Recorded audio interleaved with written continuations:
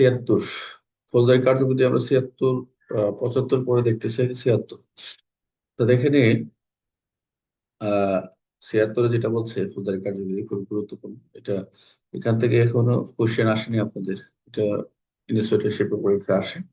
তো এখানে আপনারা দেখবেন, খেয়াল করবেন একটু, যে আপনাদের সূচি লেখা থাকবে যে আদালত জামানত গ্রহণের নির্দেশ। আদালত কিভাবে জামানত গ্রহণ দেবেন, এই জামানত দেওয়ার কি শর্তগুলো কি কি, এখানে আমরা দেখবো। খুবই সহজ, একবার মোটামুটি যেভাবে আছে পিডিএফ গুলো পড়লে হয়ে যাবে। তাহলে আমরা দেখতে পাচ্ছি যে যদি আদালত কোনো ব্যক্তির যদি গ্রেপ্তারি পরোয়ানা জারি করে, অর্থাৎ ওয়ারেন্ট অফ অ্যারেস্ট জারি করে, আদালত চাইলে যে পরোয়ানার পিছনে এন্ডোর্সমেন্ট লিখে দিতে পারে, অর্থাৎ জামানত এই পরোয়ানায় যে কি কি লেখা থাকবে, কি কি বিষয় থাকবে সেই বিষয়গুলো লেখা থাকে।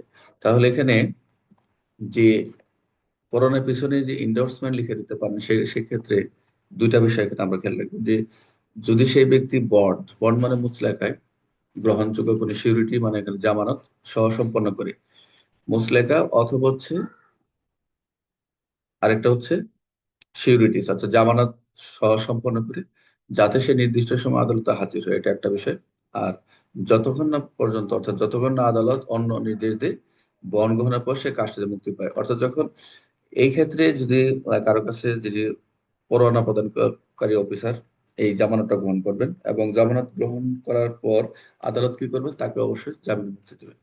তাহলে এই ইন্ডোর্সমেন্টে কি কি লেখা থাকবে, যেটা হচ্ছে পরোয়ানায় উল্লেখিত যে নিম্নলিখিত বিষয়গুলো থাকবে। কি কি বিষয়, কতজন সিউরিটি, কতজন জামানত অর্থাৎ জামিনদারের সংখ্যা, এটা একটু খেয়াল রাখবেন যে জামিনদারের সংখ্যা থাকবে, বন্ডের পরিমাণ, যেখানে বন্ডের পরিমাণ থাকবে, আসামির যে সিউরিটি জামানতের কত টাকা বাধ্য থাকবে, এই বিষয়গুলো থাকবে।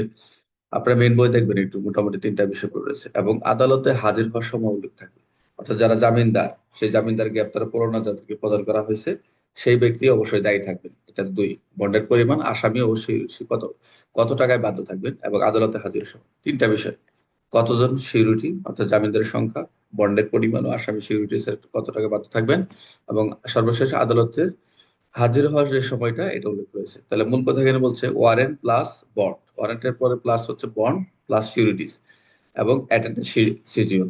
এই চারটা বিষয় আপনার খেয়াল রাখবেন, ওয়ারেন্ট, বন্ড, সিউরিটিস, অ্যাটেন্ডেন্ট সিজিওন, অর্থাৎ আদালতে হাজিরের সময়টা নিশ্চিত করবে। তাহলে আমরা একটা উদাহরণ দিই। উদাহরণ হচ্ছে, মনে করুন আদালত রহিমের নামে গ্রেপ্তারি পরোয়ানা জারি করছে।